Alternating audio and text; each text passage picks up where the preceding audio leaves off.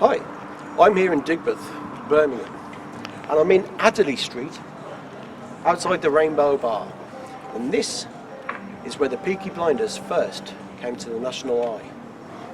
It wasn't called the Rainbow in those days, of course. It was called something else. They followed a man out of this pub in 1920, underneath the arches, and put him in a coma. His crime? Being a teetotaler. And that's why we worship the Peaky Blinders. I'm Dan Cummings, and this is Cummings Your Way.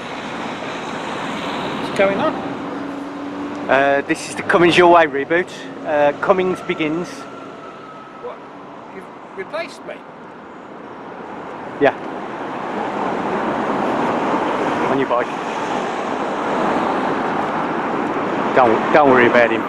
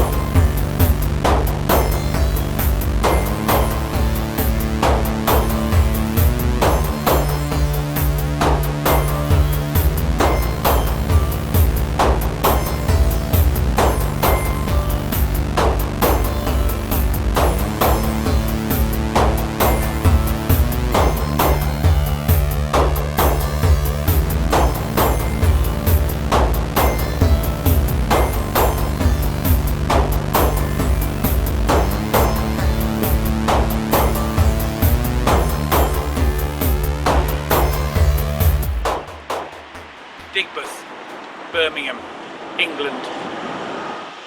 Nowadays, of course, synonymous in the national imagination with the interminable shenanigans of Thomas Shelby and his Peaky Blinders. But not for me. For me, it's still a Saturday place, a Saturday 70s place. The Ramp, McDonald's, Dayville's ice cream, papier-mâché dinosaurs, human brains floating in formaldehyde, pre-Raphaelite, the rag market, the snack bar, lost arcades and concrete walkways. As you get older, you begin to become aware of the districts of a city like Birmingham, and in some senses it's become more of a Saturday place than it used to be. Strolling through the graffiti bedecked walkways on my way from the car, there's that sense of having stepped out of the ordinary, a little like Blackpool, the workaday world, a mere echo in the background. 35 years ago, when I was strolling down through those concrete bulwarks to the barrel organ, that would have been incomprehensible. But then so would a lot of things.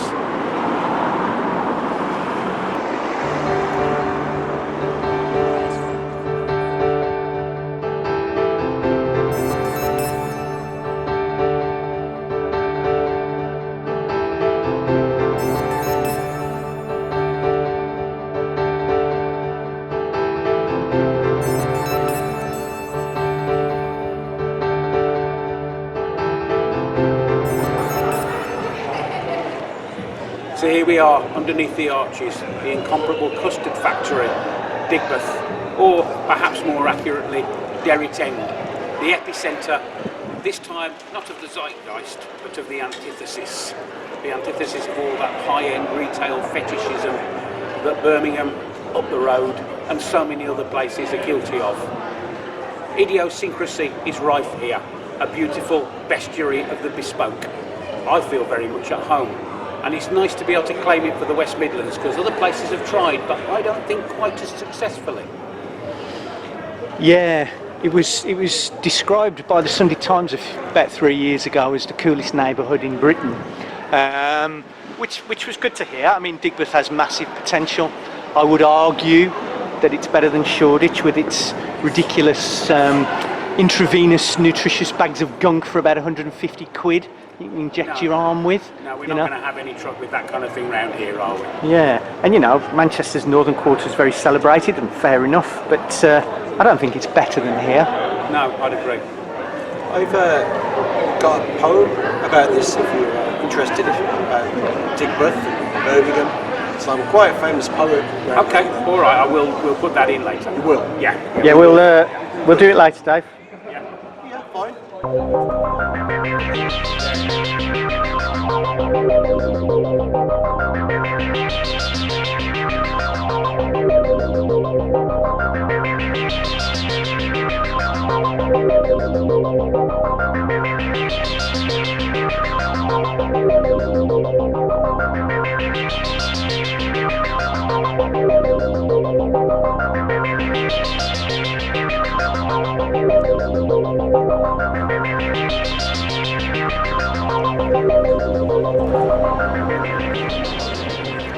Would you say the Black Country was behind the times a little bit? I don't know about behind the times. I think it's separate from the times. I think that Birmingham might be futuristic in some senses. I don't know how you would feel about that, Peter, probably.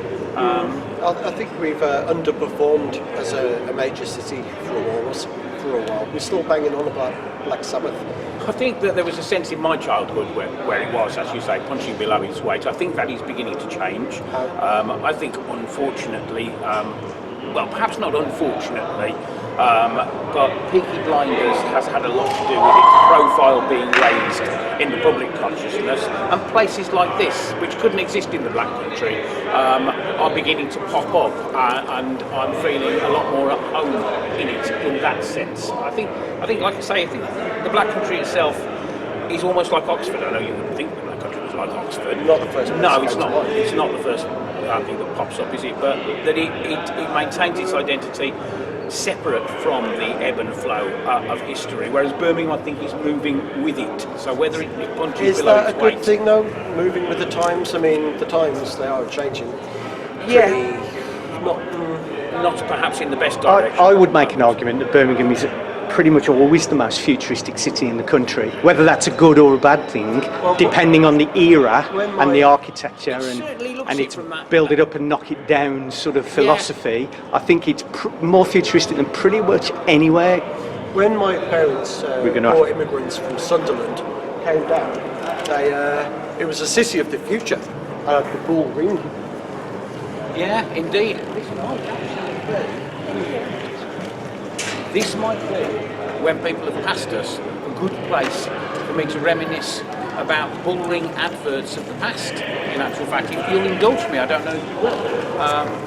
Right, so I could, for instance, I could say, take a trip to the Bullring Shopping Centre in Birmingham, the city with a smile. You could do this, but I can't do my poem. I felt that moved organically with what we were trying to do. I don't think the poem is right for this. Okay. It's called the Canals of Consciousness. Did you know Birmingham has got more canals? Timbuktu, wasn't he? Luang Prabang? I don't know, but I'll find out. Technically, what do they mean? Because this is one canal, even if it's 20 odd miles, it's still one canal. Dave, I've got to pick you up here again. This isn't even a canal, this is the River Ree. What? This is a river? Yeah. This is a pretty pathetic river. And in that sense, actually, speaking of that Bullring advert song, that take a trip to the Bullring Shopping Centre, there was a line in it, I think, and if the skies are cloudy, I don't care for snow or rain. The indoor market's nice and warm. You'd think you were in Spain. I never ever thought I was in Spain. Not once.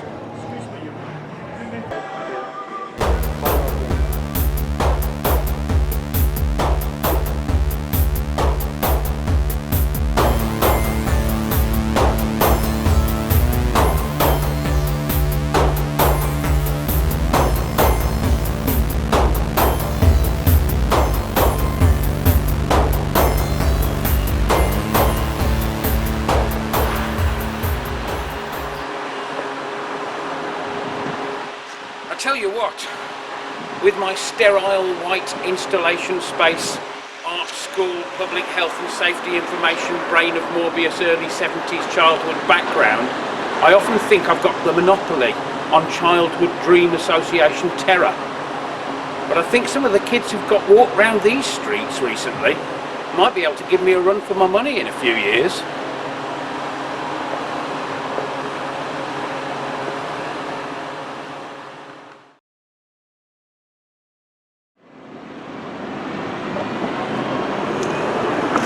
Exactly 600 years before I popped out into the world at number 4 Brook Street, Stourbridge, and my brother came into the room dressed as a cowboy and shot me with a cap gun, they built the Crown in Digbeth, Birmingham's oldest non-secular building. It survives, it endures, leaning for visual support on its neighbours. Long may it continue.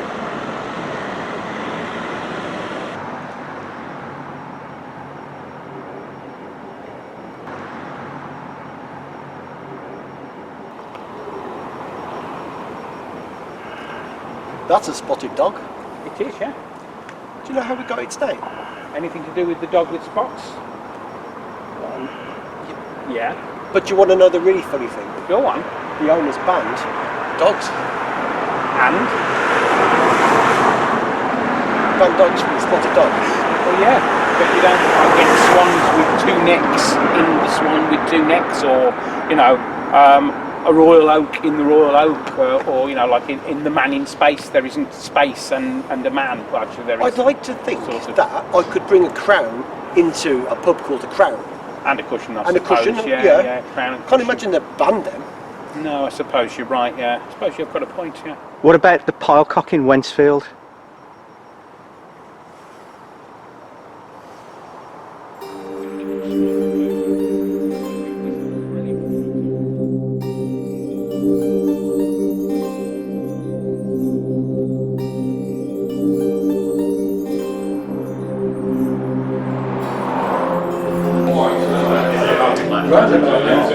You're probably thinking, he looks familiar. I recognise him. No, I'm not Stephen Morrissey, but you will have noticed me on the White Horses open mic night. Bit of a big deal. Shall I poem? No, it's all right, Dave. We're gonna move on now, I think. Okay. I'll tell you how big a deal you were on the open mic nights here, Dave. You can't even get the pub name right. What is it called? The White Swan. Oh. Shall we do it again? No, we'll do a bit more with you later. Okay. Do your poem in a bit then. Oh, okay.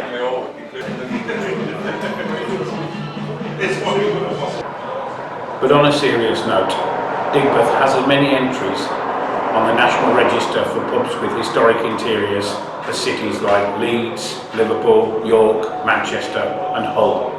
So here I am, of course, swimming in the glory of fixed bench seating, moulded ceilings, etched glass and terracotta tiling, and best of all, that sense of the summer trickling in from outside the open pub door.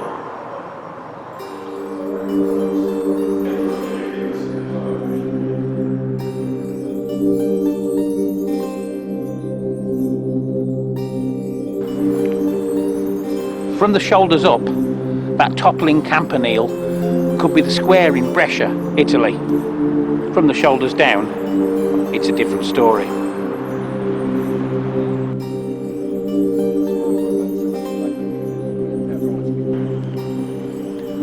Quite a few of the buildings in this particular stretch have been sort of semi-inscrutably reminiscent of the Black Country for me, and they're making me think of that whole duality of identity between the Black Country and Birmingham, how they're sort of flip sides of the same coin in the public imagination, yet they are irrefutably different. I remember being at the top of the Empire State once. I only said one word. Some girls asked me if I'd take a photo for them, and I said, yeah, or okay, I think it was. And they went, he's from Birmingham.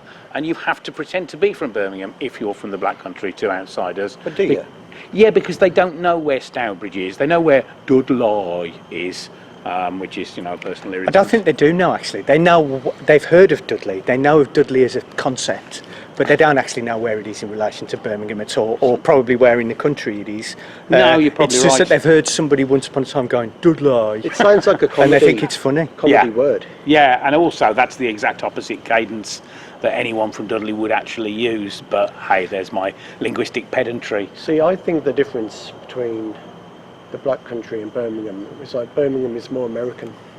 It's like this new world, and Well, you don't tend to get people banging Birmingham's drum very often. like the Black Country in space, like a Valley Forge If style. somebody's from the Black Country, you know about it within 4 minutes. And I'm not talking about accents. I've mentioned Sedgley or Wolverhampton. Yeah, if there's that a counts. I don't there's a know local these days. pride.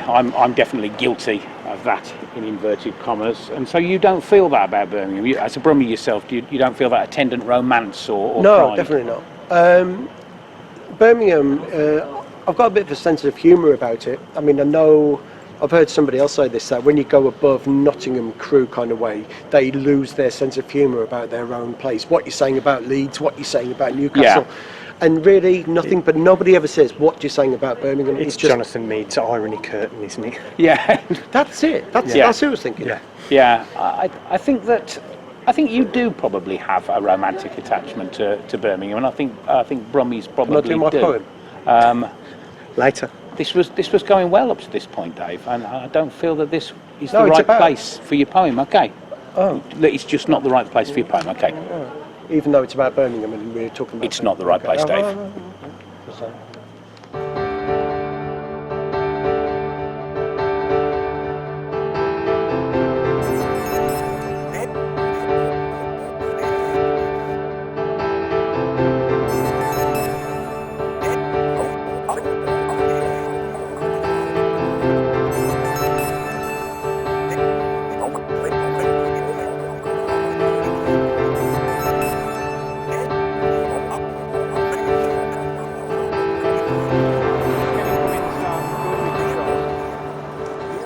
St Anne's, of course, where Tolkien would have worshipped.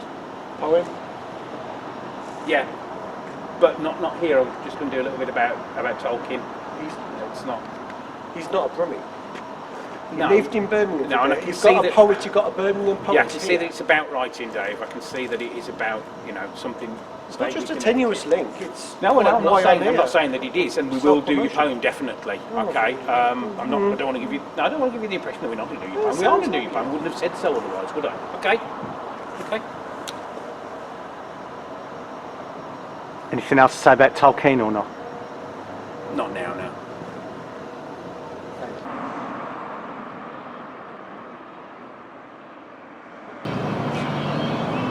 First off, where were the bins in Digbeth? They're hard to come by generally these days. People worry about bombs being put in them. They're often transparent. I'd rather have a bin than. I'll take the risk. than no bin. Yeah. Yeah, I'll take the risk. Yeah. And secondly, Secondly, Black Sabbath. yeah, Black Sabbath here with Tony Lomi Tony Lomi, yeah, as he often and gets called. Ozzy Osbourne Yeah, there. yeah. Little known fact, he went to the biggest school in England. Outside. Everyone's dad went to school with him. Oh yeah. It's It like was a the- nuisance apparently. Yeah, the pieces of the True Cross, if there had been as many as people said in medieval reliquaries, then the True Cross would have been about 16 miles long. And A bit like Sean Connery and his milk. his interminable round. milk round Edinburgh, Yeah. and what other examples are Berlin there? So- Wall stretching to Nairobi. Yeah, You've visible got from space. pretty much everybody of a certain age in Wolverhampton saw Jeff Buckley playing his hotel bar after his Wolverhampton gig in '92. Yeah, this is the nature of fame. It's do you know what it's like? It's like the amount of people that boast about having seen Cummings your way at Wolverhampton Literature Festival. And I was there. There weren't that many people there. No, you're being modest here, aren't you, Dan? Yeah, You had a fan? I did. Yeah. You had a fan just out there? He's too embarrassed to say, but he came up and he was all gurning, wasn't he? And he was all, fan. 11 years that took. Wobbly 11 legs. years, one fan. He was excited.